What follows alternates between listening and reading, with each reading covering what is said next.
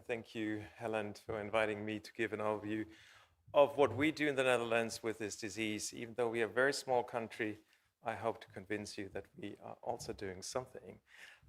So we have a new logo. Some people have referred to my center as the AMC, and we were that since last year.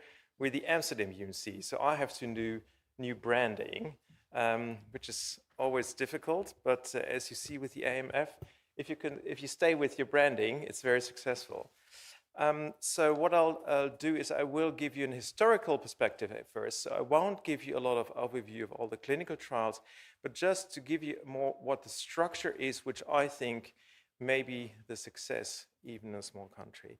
So the first hospital was in 1252 in the Netherlands, the first university in 1575. The Nicholas Tulip, which is, by the way, the designer also referral to our new logo, which you might see, has given his anatomical lesson.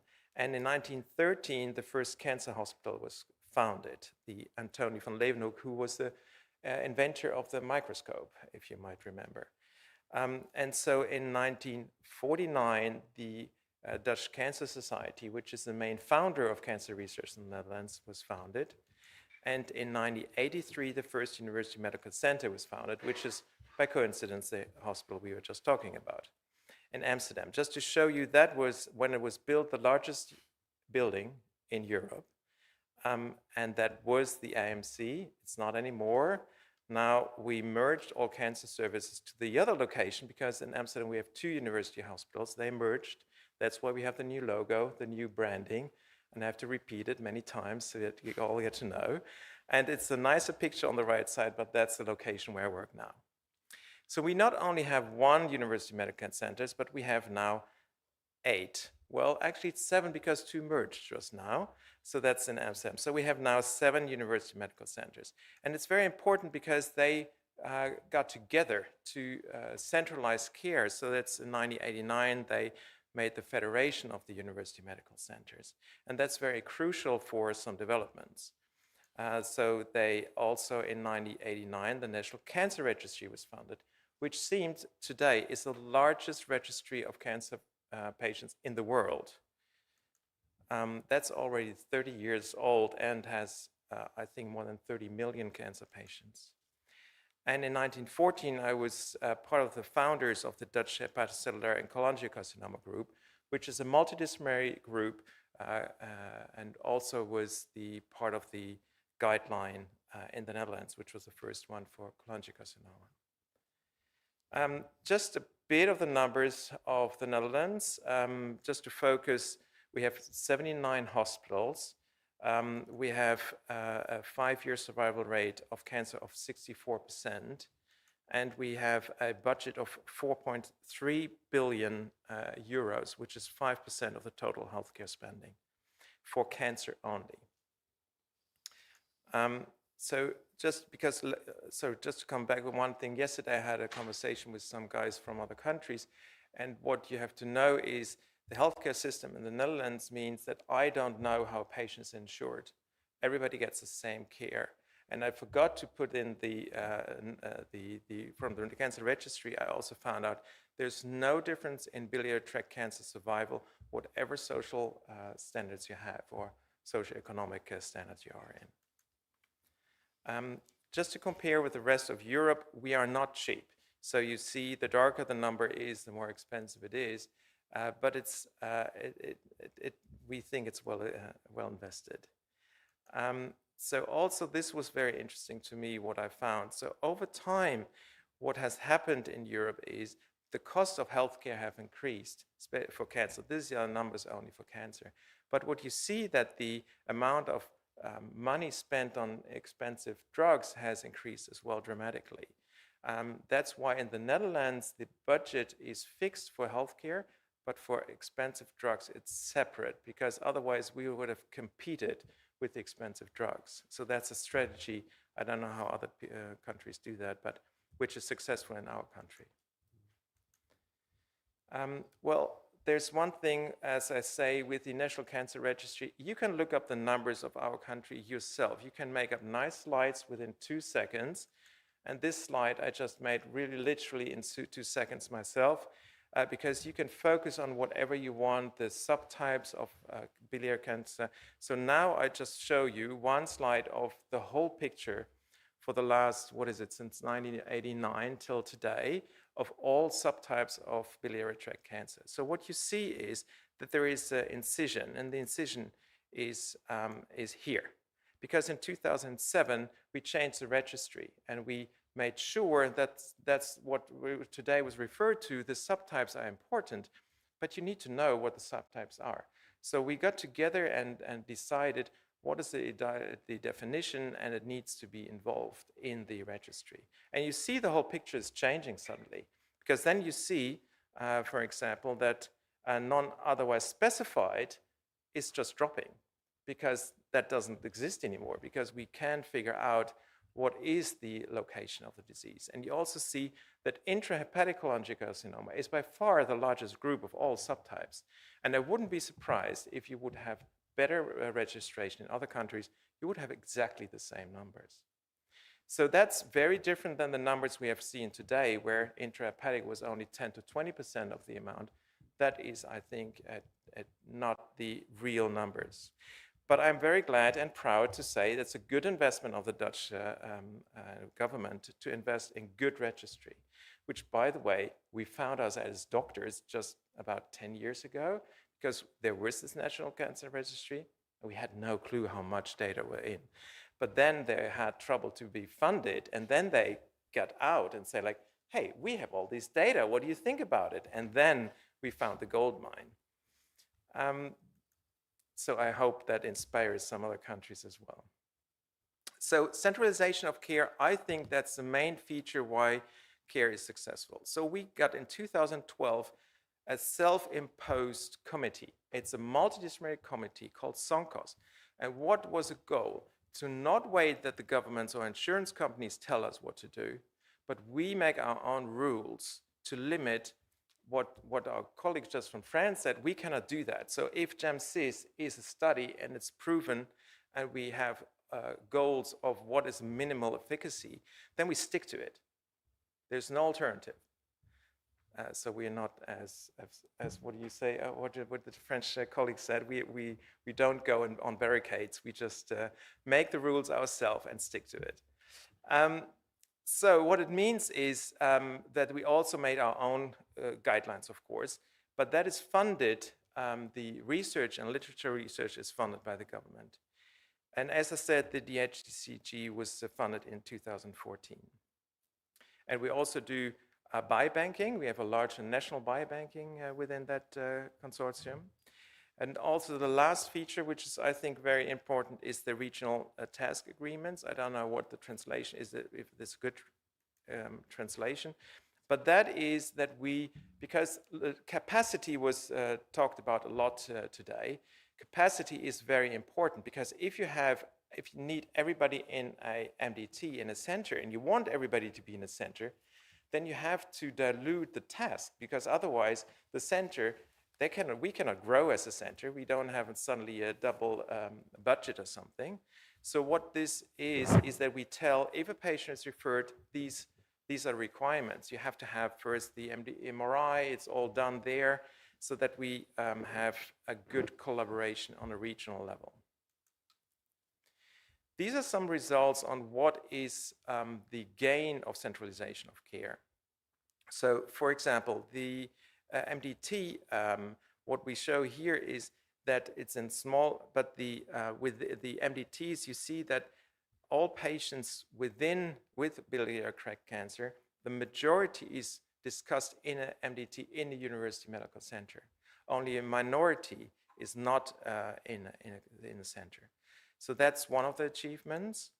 The other achievement is, and that's, I give you a perspective of the whole group of patients. So you see green, that these patients actually are not seen in a university medical center. And we have seen today from many other presenters why.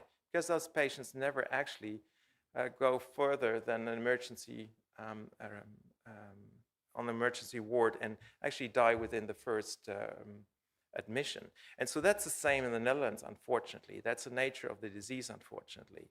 But what we see is that actually, again, there is an increase for some, like perihilar cholangiocarcinoma. More and more patients get a resection in a center.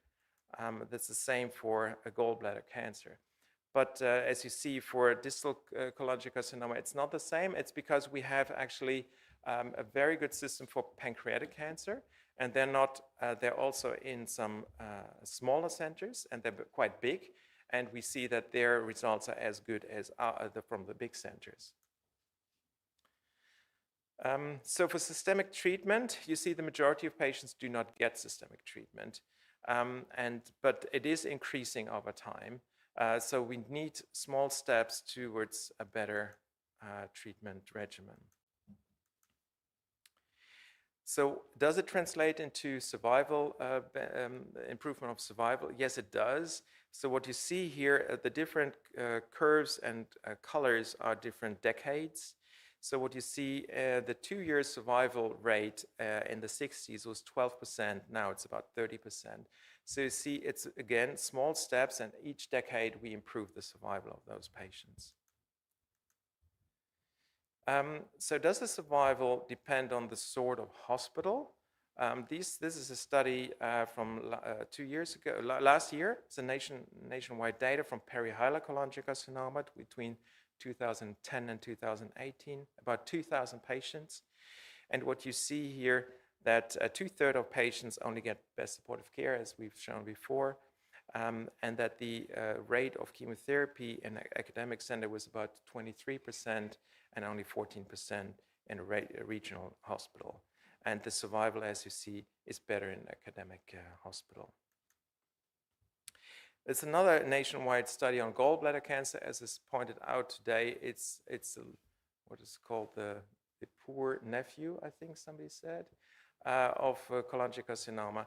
And that's also a study which is quite big and shows what the decades have shown. So between 2005 and 2009 and 2010 and 2016, what the main improvements are for this disease.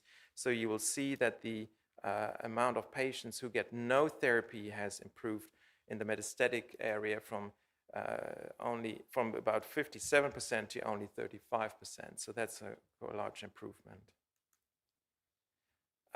So the survival also has slightly improved. As I say, we only do small steps.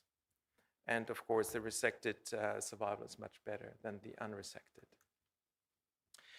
So as I said, the National Cancer Registry gives us a goldmine for retrospective analysis, and this is just an overview of what we did.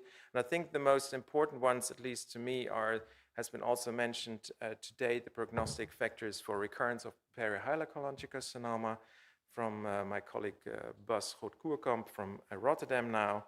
And with the gallbladder cancer was a study, the same idea, so how to predict the survival of gallbladder cancer. It's a nomogram from this publication from this year.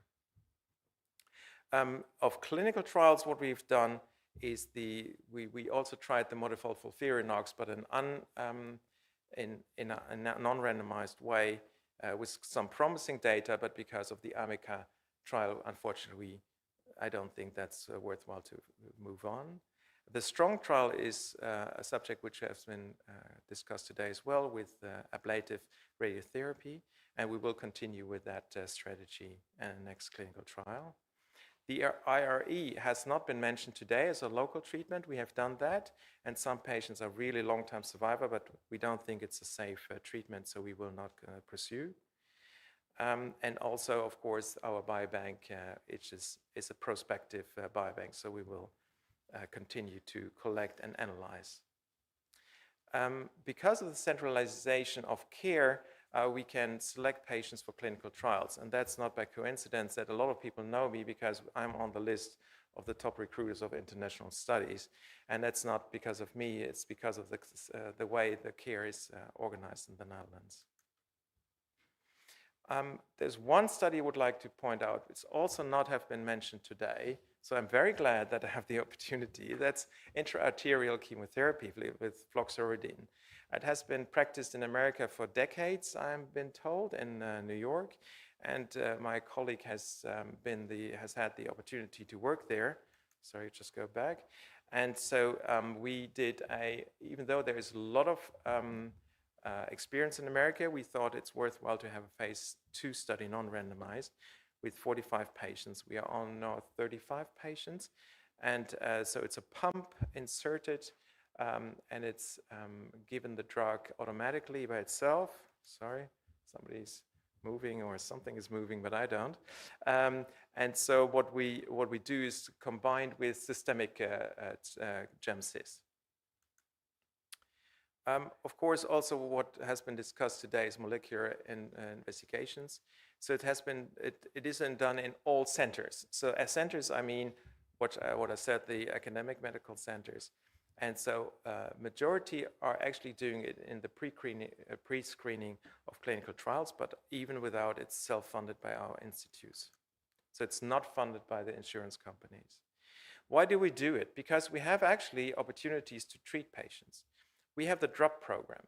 So what means that if we have the molecular analysis and we have an outcome, and as been mentioned, 35 to 50% of patients will have targetable mutations or amplifications, we get those data to a committee of specialists who say, this is the treatment most suitable for that mutation or amplification pattern. That leads us to include into a phase 2 study. So these are cohorts with certain drugs. We have about 35 drugs for the pattern of mutations and amplifications, so that we not only do this molecular investigation to get to know, but it has actually implication for clinical practice. These are so many centers in the Netherlands participate in this. So that means if I have a patient, I put in the NGS, I don't have to treat the patient, and not that I want to, but I don't have the capacity, and actually it can be treated locally, which is of course very good in second line, because those patients are much weaker than the first line.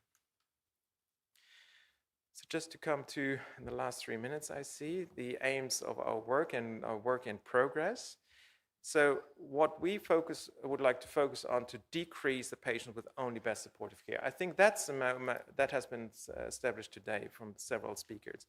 This is the largest group, and we really need to do something about it. Also is the optimal drainage. My country is famous for the gastroenterologists who do the drainage stuff. And there are two promising things. One is the Tesla study, where we spare the papille, so there is the contamination of the bile ducts is not present anymore. And the other one is the Raccoon study, where we do RFA while putting a stent in. The other one is, of course, as is mentioned, surgery. What is the best resection criteria?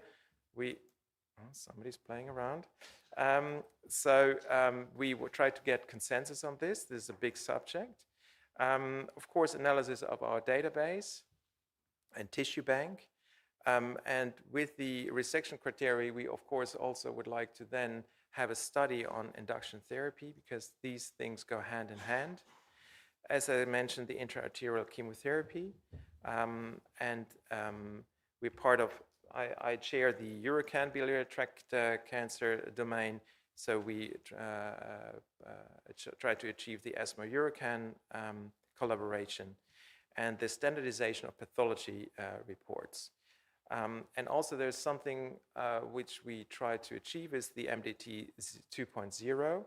And that means that clinicians are guided by algorithms how to put the right patient in the right MDT. We cannot do, as a small country, this all by ourselves. We collaborate extensively with all people right sitting here actually next to me. So that's quite, it's not by coincidence, I suppose, that I stand here. But we have a national foundation of cancer representatives, and they have made cholangiocarcinoma as part of their team. So it's not as special as like here in Great Britain, but as an umbrella organization. So my conclusions. The key to success is that we have actually a national cancer registry with the anatomical subtypes. And I hope you convince your countries to do the same. The centralization of care, which is self-imposed. If a doctor says it's good, then the doctor will do. That's, I think, the key. Functioning national working group, which a lot of countries now have, and the implementation of molecular investigations and the guidelines. The availability of clinical trials, and the availability of liver transplantation. Well, as I say, the Netherlands is a small country, but because of the good collaboration between centers and disciplines, there is no threshold between any discipline in the Netherlands. And that leads to good centralization of care, high standard of clinical care, and a high output of research. I have to be honest, I looked it up and I was impressed myself that we have more than 60 papers per year. And we cannot do this without the support also, of course, of the AMMF, our patients, and the biliary tract teams, which are centralized in a few university medical hospitals, as shown here. And that's the end of my presentation. Thanks for your